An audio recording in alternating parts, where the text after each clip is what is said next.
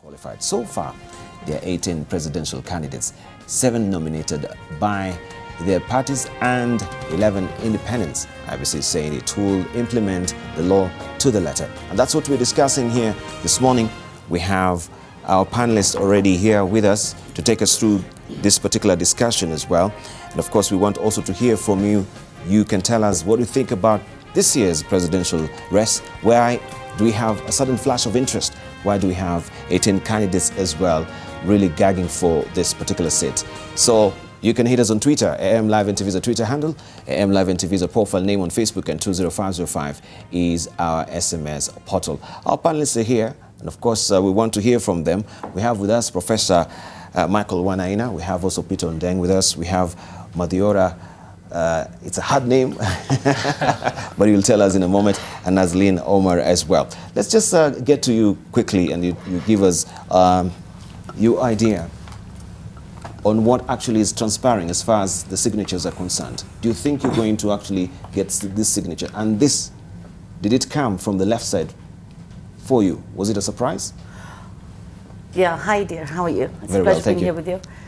I think the newspapers got it wrong that on the 23rd, when the IEBC had a plenary with presidential aspirants, that we were given a shocker of expectation that we expected to have independent signatures. Yes. No, it was already known. And I think there's a misconception from the media. It was already known that IEBC is expecting independent signatures from us, and that's why I had moved to court and got orders against them already. This is petition 214 of 2017, yes.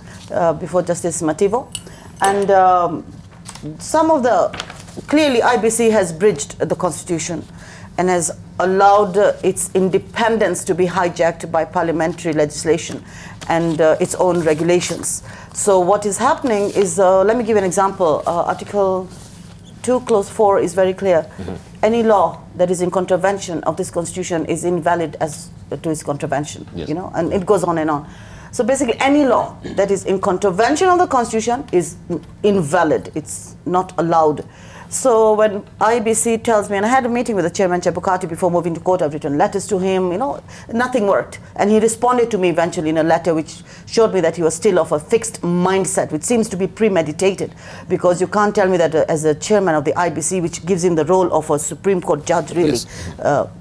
That he can actually allow himself to be invaded like that. Let me give an example. IEBC, I stands for independent, correct? It stands for independent. Independent from government, right? Yes.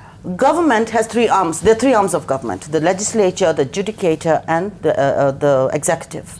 So if the legislation gives you laws that are unconstitutional, you are supposed to tell the legislation, take this back to parliament, correct it, fit it within, let this baby be born from the constitution, which is the mother of law in Kenya, and it cannot be changed. Otherwise, I will rubbish it and I will follow the constitution.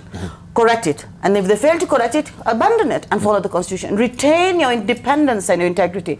But now when it tells me, yes, the constitution is a supreme law, but parliament has come up with a law. Remember, parliaments are mostly goons and thugs there. I mean, they're pathetic. Most of them are not even coming back. They've been taken over by independents, and that's the fact of this nation. And if you look at the fact that they could go and create laws that suit themselves to bar those who are opposing them on the ground, you know, abusing that role of majority in parliament, yes. and against the constitution, and you as the chairman of the IEBC can see the difference. You know, the constitution says this, but these people have come up with something totally strange. Why do I have to follow them? Yeah. So I think when he should have noticed that when parliament made those laws, they were interested parties. So an interested party comes and gives you a law that is shoddy, that is unconstitutional. They're supposed to rubbish it and tell them, no, be man to man and go on the ground and fight it out fair and square. Follow the constitution, others will not follow the law. So clearly IEBC has created hindrances on their own. I do not even say they have to follow the laws of parliament. If they are unconstitutional, they should abandon it. Article 137, you have the constitution you've shown us. Yes, you have the constitution. It's very clear. Yes. Article 137B is very, very clear. I want all Kenyans to make an effort to look at this. It says a person qualifies for nomination as a presidential candidate if the person is a citizen by birth. 2, is nominated by a political party or is an independent candidate. Sorry, that was C. B says is qualified to stand for election as a member of parliament. Now, members of parliament have said that they do not need degrees, for example. Yes. They can vie as they are. So if you're a member of parliament and you do not have a degree, you can run for president today. That's what the constitution says, Article 137, Clause B. But IEBC has said, no, parliament has set up another law that independent candidates must have a degree. But that is unconstitutional. There's no provision given to parliament to take up that role and create any such law, which is unconstitutional. Secondly, back on the independence, the constitution says clearly you need supporters. The same article says support 2,000 voters from a majority of counties. Right. So if you have, so if just a moment, if the constitution says a majority of counties and the supporters must be voters, that's enough. Thank you. Yeah. We have a well of time to actually discuss this, so I just want to get all cursory remarks on this as we're moving on. Peter Ondeng, a surprise from you as well that your announcement now also you're dropping your ambition for the presidency. Why? I think it's been in the media already that this week I made a decision to step down and to suspend my own campaign. And I'm going to be talking about, first of all, why I got into this race in the first place and what has led me to make this decision and what I'm doing now to keep myself focused on why I came here and what I still believe is the thing that Kenya should be focused on. But having said that, let me just sort of respond to this particular issue that we're dealing with here. This is a momentous election year for Kenya. And there are many things that are going to really stretch and test this country. Not just in the surprises of the numbers of independents and the rebellion, almost like an upheaval that is happening in the country, but the issues that are forcing us to look at ourselves and to ask questions of what has gone wrong, how are we going to fix it, who's going to fix it. And I'm actually feeling that with all this confusion, actually Kenya is finally having an opportunity to correct what I think is very wrong in its electoral and governance processes. Thank you. Right, let's hear from Professor Wainaina. Yes, what do you want to hear? I want to hear your reaction on, of course, this particular legislation of election law that we know, and how many also signatures you've come up with so far.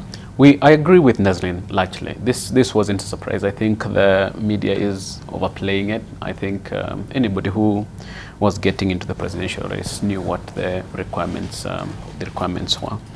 I also agree with her in relation to challenging any regulations and any rules of the game that do not conform to the Constitution.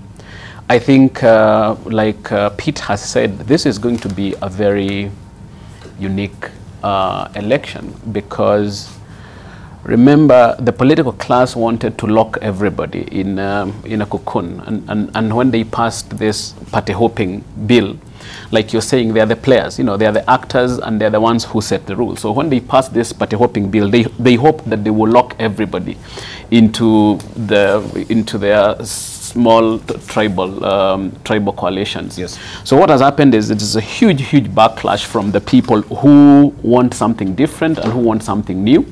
And I think the IEBC does need to reconcile itself to the fact that this is happening and it's the right of the people. So I do agree, there are issues to be raised, there are issues to be addressed, but all of us are up to the task. Yeah. Right. Let's hear from Muthiora. Good morning. I would like to reiterate what has been said by my fellow panelists, that it was not a shocker that presidential candidates were required to get 2,000 signatures that came from voters who are not affiliated to any party. The reality is IEBC is trying to implement a law that was enacted by Parliament without looking at the whole picture in a holistic manner. Yes. They say that presidential aspirants should be supported by voters who are not affiliated to any party, but at the same time, for candidates who are vying for other positions, the requirement is different. So there is obviously a double standard being exercised here. And one thing I would request that they do is they try not to get so much into these petty administrative issues and appear as if they have this mentality that the big parties adopted of just wanting to have a club where the elite political individuals we have belong. Now, that said, obviously we've seen in the past how our members of parliament have acted out of their own selfish interests. Yes. We've seen what tyranny of numbers has done to this country. And it's the same people who passed this rule that was sneaked into the electoral laws. So I would urge Kenyans to look at this very carefully and to reward the people who pass these kinds of laws by not electing them back, but by giving that opportunity to people who are visionary, people who want a better Kenya, and not these people who always want to hijack the process. Thank you.